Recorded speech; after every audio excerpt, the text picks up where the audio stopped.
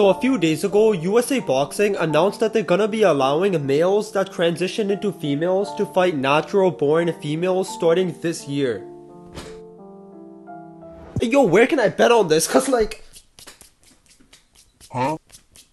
We making them racks. Now it's important to point out that there are certain circumstances to make it somewhat fair. Like they're not gonna allow me to transition tomorrow and start fighting the next day, even though I'll probably still lose, but there are boundaries you have to follow. So the policy here states that minor boxers under the age of 18 must compete as their birth gender in weight classes outlined in the USA Boxing rulebook, meaning this transgender policy is only for people over the age of 18. The second boundary is that the fighter must have had surgery 4 years before their fight and has had quarterly hormone testing. But this final boundary is the craziest. So it states here that the normal range of testosterone for males is more than 10 nanomoles per liter, whereas the normal range for females is less than 3.1 nanomoles per liter. And then a couple points later, it states in order for a transgender woman to fight a biological woman, their testosterone level should remain below 5 nanomoles per liter.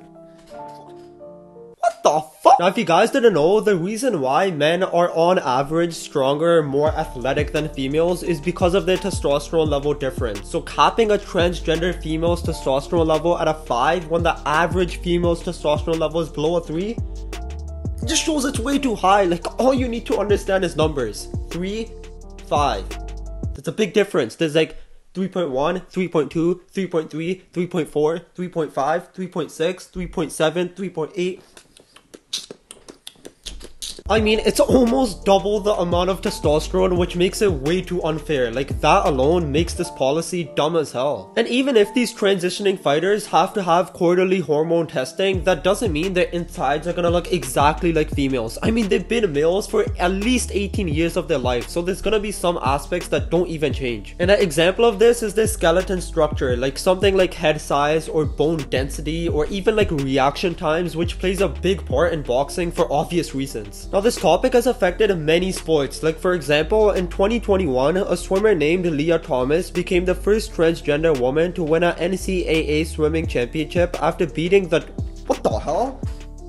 After beating the top ranked swimmers across the country and also an Olympic medalist? Nah.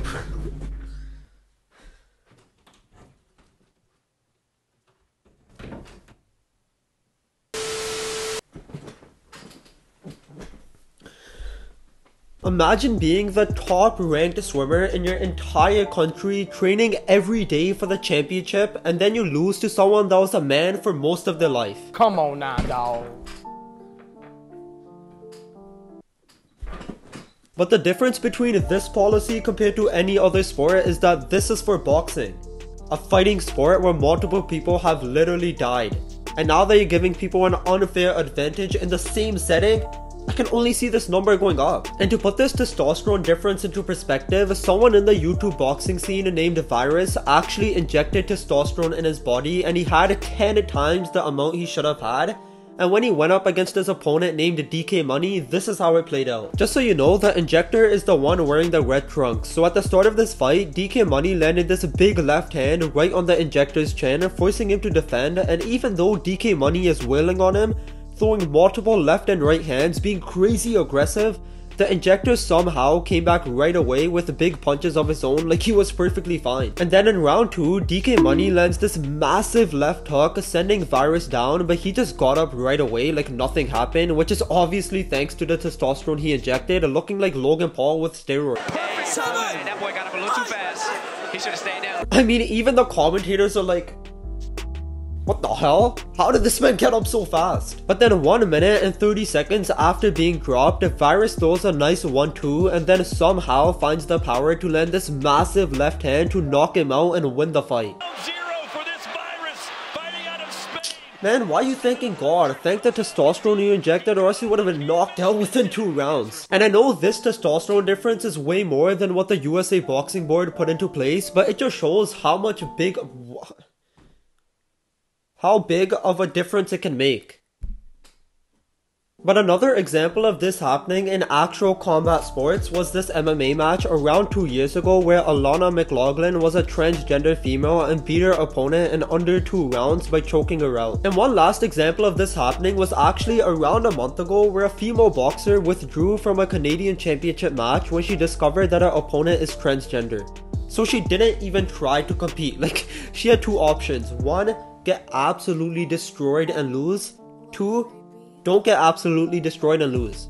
Like, you have to have an IQ of a pig if you don't know the answer. And I can see this becoming a regular thing. I mean, why would a biological woman want to fight a transgender woman in combat sports? Like, if this was a basketball match, it wouldn't be as big of a deal just because your health isn't at risk. But the real question is, when will this end? Like, would it actually take a biological woman to end up in life-threatening conditions or even die over a boxing match because they fought a transgender woman?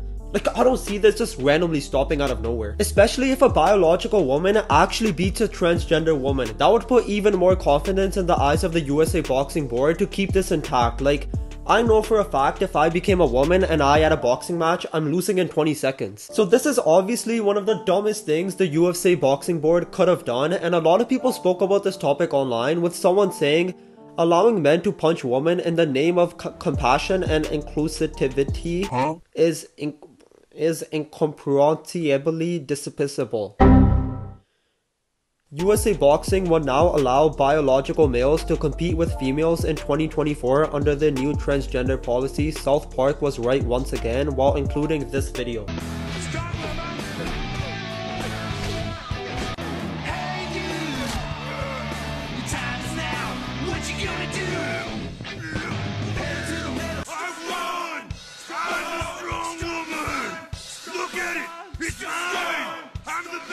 And then Elon Musk replied to this tweet by basically saying clown world. Hey yo, hold up, why is Trump smells like ass trending on Twitter? What the hell? But anyways, as expected, the official USA Boxing social media pages haven't posted anything about this policy because they heard how many people disagree with it and don't want to get penetrated harder than Lana Rhoades. In fact, you could just see their like to comment ratio on Twitter.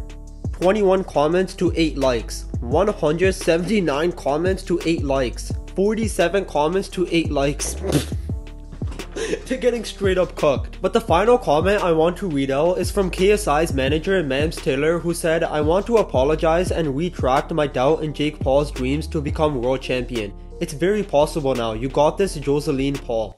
So yeah, this is straight up unfair, but comment down below what you think about this new policy and make sure to like, subscribe, and hit that notification bell to never miss future videos.